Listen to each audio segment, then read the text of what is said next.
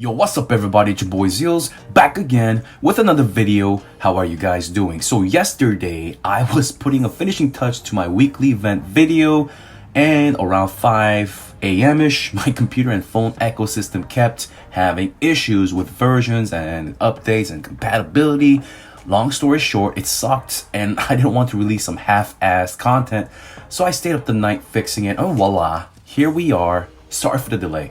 Just a heads up, my channel's giveaway is still ongoing. 4 lucky 2 Android, 2 iOS idlers will be picked very soon, so make sure to hit the card above after the video and follow the instructions. Also, another news, I don't want to ruin the surprise or the fun, but next video, which I am almost done making right now, is going to be just epic. My luckiest PO, profit orbs, moments, and the worst moments as well, all packed in one. Jesus made an appearance for a brief couple minutes and left me in the dust after a couple seconds. I'm not going to spoil it for you, but it's going to be massive. I also have a guide releasing this week that I've been putting together for 2 weeks. That's probably why I was quite quiet, I guess. My channel was quite quiet. With another personal best on 2 accounts. So if you're new to my channel, welcome, bam, and hit that red button below with the bell to join the bell notification squad. Alright boys, with that out the way, this week we got the much anticipated Profit Orb event. Woo! The craziest Profit Orb pulls I've personally experienced. Oh god, no spoilers. I got to compose myself. I'm just so itching to tell you guys, but many people were pretty salty. Some logged off, some including myself wanted to quit for a day at least. Take a look at this guy, right? At least we know Dark Lord Aspen is there for the lucky son of a bitches. Anyways, we also got the Heroic Miracle event, which is always welcome for the sweet resources. So let's get right into the event rewards. The 3 heroes for this week, Dark Arthindol, Michelle, and Valentino. How are they doing today in PVE and PvP? Free to play to the whales.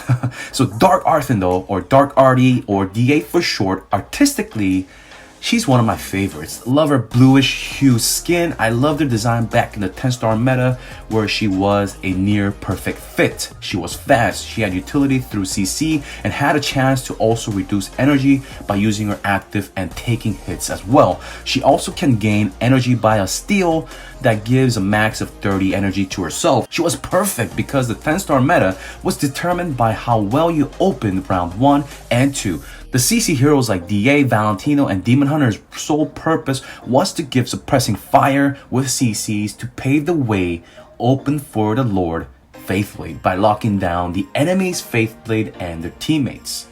However, when people did rush her to E3, they realized she was spiraling downwards. The meta isn't as fast-paced. Not only that, newer generation of heroes are coming with CC immunity like you're seeing now. Her 30% chance to CC is just too low and not consistent enough, and because the meta isn't as punishing, eating a CC isn't the end of the world. Although need for burst and need for speed, meta is starting to creep back again. She's outdated by not having damage reduction or CC immunity tied to her skill sets. Her HP is on the low end, and even when built for max survivability, she still exploded all over my screen or sat the game out sitting in the CC chains. Her damage in today's standards is nothing much to really talk about. She solely relies on her last passive for burst or chance at stardom damage, if even that. But it's way too inconsistent in the first place. The 60% attack buff doesn't last long and it has a 50% chance to proc. But the problem is not that, it's the 2 rounds that it only lasts, and it oftentimes doesn't align with their active, as the stacks can fall off as quickly as they got built up. As I said earlier, due to her being low on the defensive side, she's not good at taking hits in the first place. That last passive just doesn't make any sense. In the CC class, she's outclassed by Demon Hunter's most recent modified speed. Her energy reduced niche is not very noticeable since the amount of heroes hitting 3 to 4 to 6 heroes can ramp up energy for both sides of the fight rather quickly. Remember, any additional energy after 100 means it's converted into skill damage. So 50 energy over the cap is 50% skill damage. And if DA is reducing 30% energy, she's shaving off 30% skill damage from the 50%. So it's not enough to prevent the active skill. And active skills are one of the most powerful things in PvP. The whole purpose of energy reduce is to slow down active skills from the opponents. She's not stopping that consistently. I mean, you'll see one in a couple games, right? That's not really consistent. She's just weakening the blow off of the enemy's actives, and it's just not enough in today's transition to the burst meta. Overall, she's not like the older days. She is clunky and outdated. There are tons of other dark faction heroes that you can choose that not only bring better utility, but also doing ludicrous damage, like so. You got to let it go.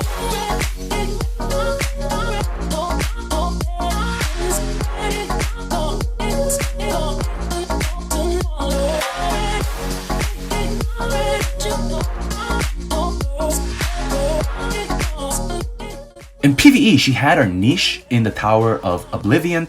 Do you need to build her to beat towers? No, absolutely not. Her PvE damage is abysmal. I know someone will always make a claim that she can do some damage, but there are way better dark or non-light or dark heroes that you can theoretically build faster and easier that'll help you way more in PvE, better bang for your buck, better mileage. Now, Michelle, same can be said about her in PvE performance, like Dark Arthindol. You're not going to build her as free-to-play, monthly, or whale for just PvE. She can solo climb an Aspen dungeon with damage reduction artifact and an offensive stone in there, but I did it for a couple months and was able to hit about Nightmare 80-ish at her best. She does need a complementary node breaker because she just doesn't have the DPS to sustain.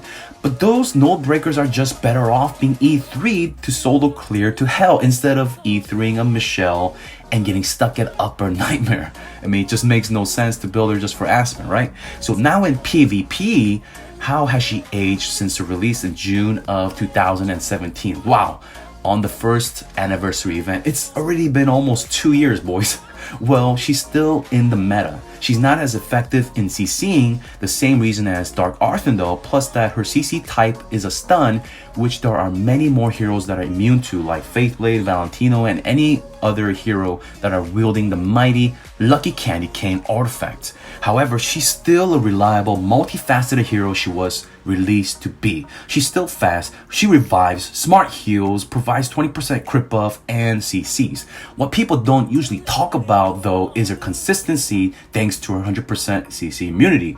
She sees, freezes, stuns, horrifies, petrifies, and silences. Wow, that was a lot harder to say than writing it down. And she just sees those things and she's like, push on! She's like, get that out of here. She may not be immune to energy reduce or attack reduce and steals, but her CC immunity allows her to pump actives and basics back to back, which provides insane synergy today. Not only does it ramp up the monster energy bar, so your precious deer or whatever monster that you're using comes to your rescue, but her constant active skills fuel heroes that rely on ally heroes' active skills to ramp up their passives, like Horus or Armavor and Dasmog. This allows faster ramp up for these heroes to get the ball rolling faster. Most Armavor Dasmog teams like to have faster heroes with energy artifacts to give Armavor and Dasmog the 30 energy times 2 so they can use their actives in round 1 and again in round 2. Her active also gives that smart heal which I talked about, that heals the target with the lowest HP, like World of Warcraft Paladins Lay on Hands. I've seen this heal from anywhere from 1.2 million to 1.5 million, and with active buff from Belrain as well as her healing effect boost, some of my past videos have shown 3.5, 3.8 million heals, and that's a ton, boys. Also, it comes with the 20% crit buff. So why is it getting to almost 4 million heals? Well, because Deer Active gives her attack buff as well as Belrain's 30% attack buff, as well as that 20% healing effect boost. It all adds up, boys. Now, the buff can be controlled in round 1 if Michelle is faster than all the heroes in your enemy's team. If nobody takes any damage, Michelle will heal slot 1 hero and give that hero the 20% crit buff. So you can plan accordingly. Like, for example, I've even put Omnivore in slot 1 for the giggles because he does gain that 20% crit buff, pretty much guaranteeing a nasty crit in round 1. Valentino is going to sound similar to Dark Arthindol and Michelle in that his CC isn't as effective, but it's still better than nothing and can work in your favor, of course. In PVE, he's a little better off than DA and Michelle, but there are significantly better options in the Fortress faction like Sigmund, no pun intended, and Sia. Sigmund's got the damage plus the armor reduction for your pals. Sia's got the attack reduction and bleed, which synergizes with... Is that synergizes or synergize? With Wolfpack and attack reduction. That attack reduction may be an answer to survive if you're weak on the healing department because you're free to play or a newer player without an E3 bell ring. I mean, Valentino can do 100 to 150 million in PvE with Heartwatcher if built offensively, if you don't have the previous 2 heroes that I mentioned in the Fortress faction. Also, with damage reduction artifact, can push to Nightmare 80-ish like Michelle before not having the damage. But same as the previous 2 heroes, there are way better options. In PvP, even with the CC type being less effective since his release, he still is a strong contender in the Rainbow Aura in the endgame meta. He'll be your go-to for the high-end PvP for the Rainbow Aura, as Fortress has fallen to the role of CC currently in the meta. Most will build him for speed with energy artifact, but if you have decent amount of round 1 CCers, you can build him offensively depending on if he's getting shut down with silences or petrifies, basically depending on your server's opponents. My server, we've transitioned out of DAs, Kamiths, and Demon Hunters, so I run him with Crit Stone with either crit artifact or speed artifact, and due to his high crit chance, you can see damage of anywhere from 8 to 20 million damage total depending on the fight's length, of course. The key is he's not only consistent due to his ability to survive thanks to his awesome blast passive, but still has a lot of utility with his overload. If you desire to run double Valentino, remember that overload has 43.75% chance to stun per active used by your allies, not 50%. Whew, alright, I think that covers it, boys, without spending 40 minutes per hero like I did yesterday before the technical issues kicked in. Alright, I'm going to switch over to doing the Heroic Miracle. Just a second, boys. And speaking of the update, we have that claim all. I love this so much. I literally hate individually clicking these things while at work, like my boss maybe walking in or something like that. So I really like this speedy clear claim all button. I've been wanting this so much. I'm really happy about that. Okay, let's check the Super Casino, or is it the Wishing Fountain now? All right, nothing good there. What was I talking about? So yeah, let's go into the Heroic Summon. So when you guys do the Heroic Summon, if you're a newer player, I don't recommend this because you really need to keep building your heroes and you need these 5 stars. If you're really brand spanking new, don't hoard these, just use them up. If you're VIP 3, of course. Did they change that? Did they change it to needing VIP? What is it? Is it VIP? Yeah, okay, VIP 3 still. I thought they lowered it to VIP 2. I guess I'm just on meth, I'm hallucinating. But yeah, so if you're VIP 3 and you're a new player, don't hoard on to these. Just save hero copies in your bags like this. I know, guys. All right, speaking of copies in the bag, let's see if Aspen was added in. No, he's not. Anyways, so yeah, so if you're a new player, I don't recommend this. I'm gonna open this right now in front of you guys. Basically, what you get in these are from like the regular 5-star shards. Nothing special. They're not like the elite heroes. You're not gonna get. Maybe the only elite hero you might get here is Ice Blink. Is Ice Blink in the elite shard? As well as Emily and I think Queen as well. I'll check up on that. Oh, 2 Starlights. Speaking of, oh shoot. So yeah, if you double click that, yeah, you missed the animation. But there's 3 Starlights right there. Speaking of the Starlight, she's getting that new skin and it really looks amazing. I really hope they make Starlight really good. because I love that skin. I really want to use her. But speaking of how like easy it is to get her, I don't think she's gonna be in the meta anytime soon. Maybe they'll make her a PVE hero, I don't know, but that's a lot of starlights. And for the heroic miracle, because of opening all those 15 heroes, it completed most of them. But like I said, for new player, I don't recommend that. I just recommend going through and saving, planning correctly, and just opening from your bags. Of course, you want to open heroes that are, if you're a new player, like if you had a 5-star Sigmund. Do I have one down here? All right, so I have a 5-star Sigmund. So if you're a new player and you got a Sigmund, you don't want to hold in your bag. You want to bring him out and unleash the beast, all right? So I'm talking about like fodder heroes like, let's see, like a Bleaker. Unless you don't have a full 5-star team, then you want to open them up. But yeah, if you have a full 6-star team, then you can start, hoarding stuff in your bag like me. Look at me, Jesus. Whoa. What is that? I didn't even know I have so many copies of these. The other day we were talking about this on Discord. Some people ran out of holy kits, and I have so many holy kits. Let's look here. Let's look at the holy kits. Yeah, I'm a holy kid. Anyways, that's a terrible joke. So once you get to 160 level, player level 160, you get these nice abundance of 4-star hero shards. You max out the event raid, and yeah, at what level is it? It doesn't tell you anymore.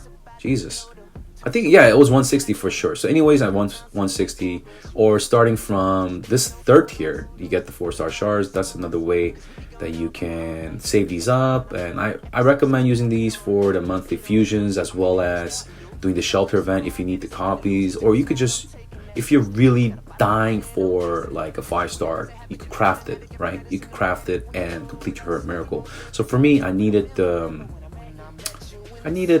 light, of course. So I'm gonna open these up real quick. Just do the bare minimum, and the dark as well. I guess I'll open up. Do I have any dark fodder heroes? Looks like I don't. I'll just open up the omnivores anyways. And that's gonna complete that leg of the journey. So for newer players, that's gonna be one of the hardest parts, of course. Let's just store them in your bags, all right, like so. And we need 1 abyss, 1 fortress. Was it? We'll open this. We'll open the Valentino just to flood the bags, and an abyss. We'll open scary because I love scary. And if you haven't checked out my 4 billion triple scary PVE team, make sure you do so. I'll put in the card link above. So that's gonna complete it, I guess, for the heroic miracle for me. Just like that, easy peasy. All right, we'll claim all the rewards. Even if you don't need Valentino, even if you don't care about PvP, the armor sets, as well as the heroic scrolls, the 24 heroic scrolls, as well as the 10 prophet orbs, is worth. I mean, this event is just awesome for just recharging your heroic scrolls and the orbs. It's just awesome win-win event, and such an easy event to complete. Once you're on the roll, once you're like full 6-star lineup, then you can start saving for these. So that's it for today. I've been rambling and talking for a while. Hope this video was helpful. Make sure you hit that thumbs up, sub up, and share it up with all your friends and idlers and your guildies.